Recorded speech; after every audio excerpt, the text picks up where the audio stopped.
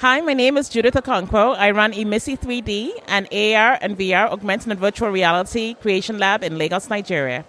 Welcome to the African Tech Roundup, Judith. Thank you very much. It's a pleasure to be here.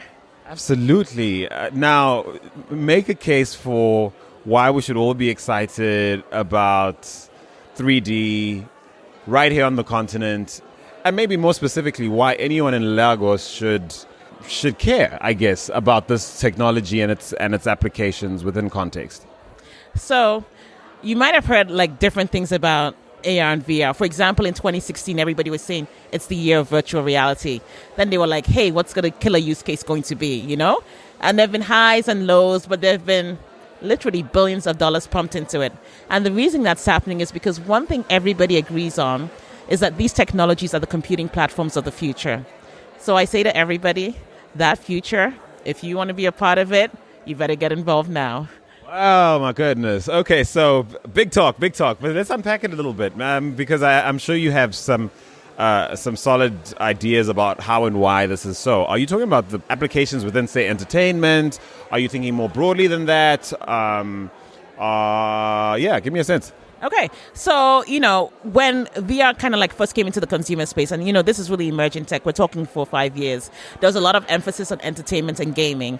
But for us, right from the get-go, we've said, hey, this technology is just a tool that you can use to solve issues wherever you find them, as long as you can conceptualize a solution, that would benefit from it. So we are looking at, AR and VR for health. And these are use cases you see in other parts of the world as well. Real estate, for art, for, training. And there you can really kind of get the cost down, because if you think about training where you're looking at multi-million-dollar equipment, right? And the cost of kind of putting people through that and using that, think about then taking that into a virtual environment where you can have them practice as much as they want, screw up as much as they need to before they can get to the real thing, and then by then they're pretty much up to speed. Or you look at VR for something like education. Now most people think, hey, wait, isn't that too expensive? But I say to them, think about VR from the low cost end. Even something as simple as the Google Cardboard, a mobile phone, mobile broadband, and a solar portable creates an all-in-one learning solution if you have the right contents that you can deploy anywhere. And that's incredibly powerful. It means a child in a local school. I think about, Lagos, mega city, over 20 million people, public schools, classrooms, easily 100 children in one room, right?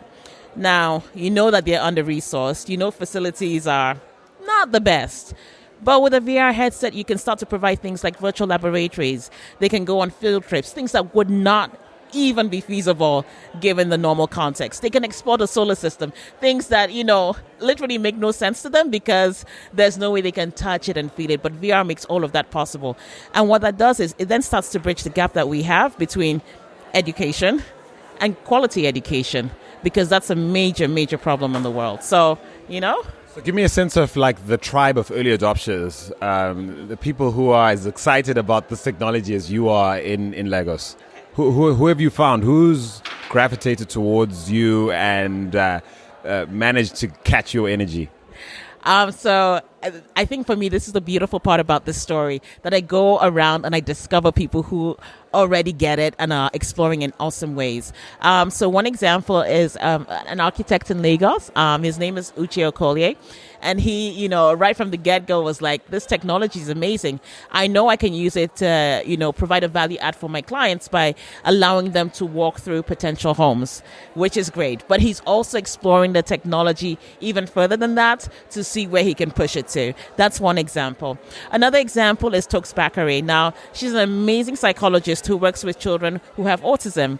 And she has realized that VR is one way in which she can scale mental health care, which is severely under-resourced in Nigeria. So she's doing a number of things. She's working with us to create a VR experience that teaches people how to interact with children who are autistic. And she's been using VR to just sensitize people because, in a place like Nigeria, there's a lot of stigma associated with autism. People are not quite sure what it is. There are all sorts of like strange theories. But she goes out to malls, markets with this VR experience. It allows you to experience the sensory overload a child with autism has. And that way she's building kind of like empathy for those children, understanding that sort of thing. Or my friend Jumoke Sanwo, who's a brilliant artist who runs an art incubator in Lagos, who is now exploring VR as a tool for taking storytelling that much further so that you can actually immerse people in stories and history. All right. So what is your approach to massaging this technology into mainstream, I suppose, Nigerian society initially and then the rest of the continent? Are you, actively creating technology yourself? Are you marketing existing technologies? Are you creating content to live in this world? Are you consulting to companies and individuals who want to use it? What are you doing? So we're doing a number of things. For me, one of the first things that I realized was critical was we had to have a community of content creators and professionals in this field. So that's one thing we started to do. We hold community meetups in Lagos every 2 months. We also are trying to accelerate the process of, people being upskilled for creating. So we run a scholarship program. We offer scholarships for Audacity's virtual reality nano degree. We give people access to our lab where they can, use the equipment there, different resources to learn if they're passionate about it. We also do things like hackathons, and in April we actually had one across 7 African countries because, we want to bring people together across the continent. We want to keep challenging them to think about ways in which they can use these technologies locally. We do consult for companies, so we're very passionate about everybody, understanding what's possible, and that's going to the everyday person, that's going to organizations, different sectors to say, hey, have you thought about this? And so I believe you wear another hat. You're a very busy lady. Tell us a little bit about a passion project that you're working on that's turning into quite a thing.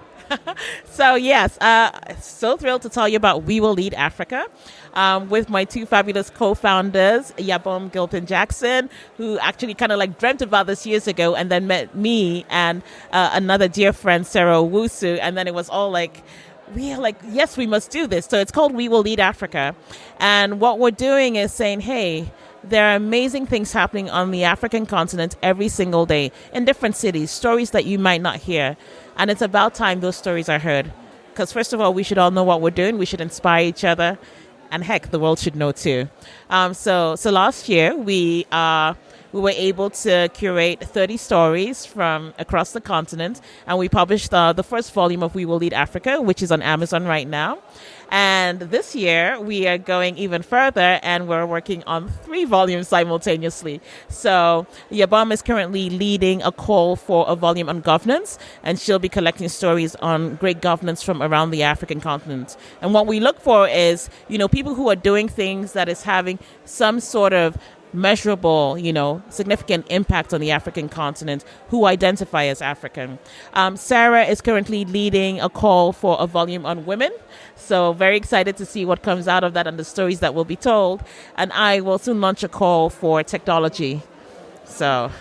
Wow, that sounds really exciting. And so give me a sense of like how all of these efforts are sustainable. Is your VR business, the 3D business, Ìmísí 3D, is it cash flow positive? Is it profitable right now? Are you bootstrapping it? How are you funding, the We Lead Africa initiative? So Ìmísí 3D started out bootstrapping, still bootstrapping actually, but what we are fortunate enough to have is support from different organizations for specific initiatives. So I mentioned that we had an AR/VR hackathon across 7 African countries, and for that we had, headline sponsorship from Facebook. So that sort of support. Setting up in Lagos, for example, with the lab, we had space from the Co-Creation Hub. And those sorts of partnerships have helped us keep going as well. Fantastic. Well, I'm so grateful that you could spend time on the show. I know you're only at Afrobytes for a single day. I'm sure you're keen to work the floor, meet some people. Thank you for spending some time with us. All the best with everything you have on your plate. Thank you so much for having me. It's been great chatting with you. Absolute pleasure.